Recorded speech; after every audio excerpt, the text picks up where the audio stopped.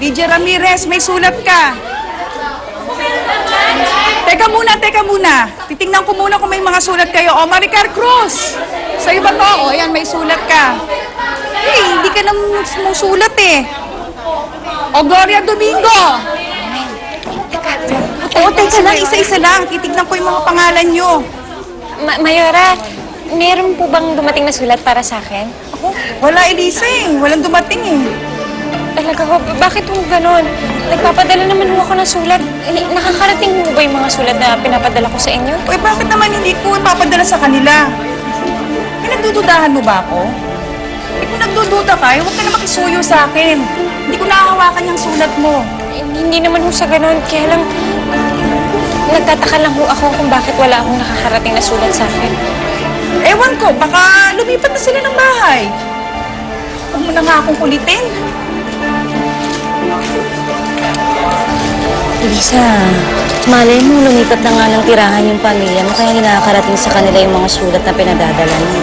Imposibleng lumipat sila, si Michael. Hindi yung naalis sa bahay ng lolo niya, lalo na si Lucia at si Afi. Hindi yung naalis sa bahay ng lola ko. Pero Elisa, tingnan mo isang taon ka nang walang kontak sa kanila. Hindi mo alam, baka marami na rin nangyari na hindi mo nalalaman. Yung kapatid mo, ba't hindi mo kontakin uli? Malay mo, magkausap kayo. Ilang beses ko na siya tinatawagan, hindi ko talaga siya makontak eh. Baka nagpalit na rin siya ng number. Ayun, baka naman pati yung kapatid ko nagsawa na rin sa pagtulong sa akin. What? Sumama si Sophia kina Michael sa Amerika? What's wrong with that, Henry? Lalo't gusto lang naman makasama ni Sofia, si Nina. Si Nina kaya ang gusto niya makasama o si Michael? Ma, kaya si Nina o si Michael, what difference does it make? Inabandon ni Elisa ang mag-ama niya. So, I don't see anything wrong if Sofia fills in the shoes of Elisa. Really? Alam mo, kilabutan ka sa pinagsasabi mo, Loretta.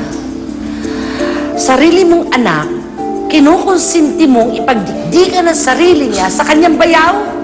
Oh my God. Please, Ma, okay? Malaki na si Sofia at may sarili siyang isip. Kahit naman pagsabihan ko yung batang yan, hindi naman siya makikinig sa akin, right? Oh, she will still follow her heart. And what's wrong with that? As I recall, una naman siyang naging boyfriend, naging girlfriend ni Michael, di ba?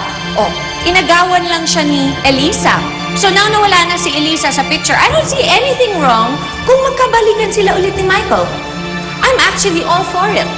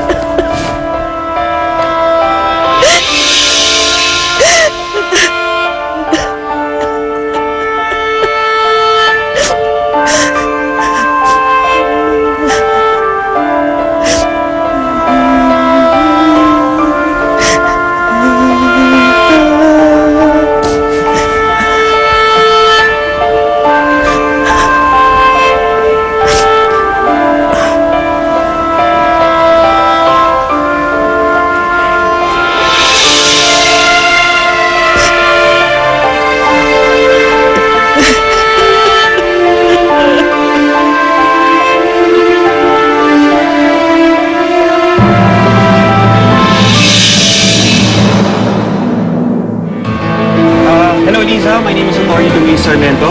Ino-offer ko ng libre ang serbisyo ko para sa'yo. Anong kapalit? Walang kapalit.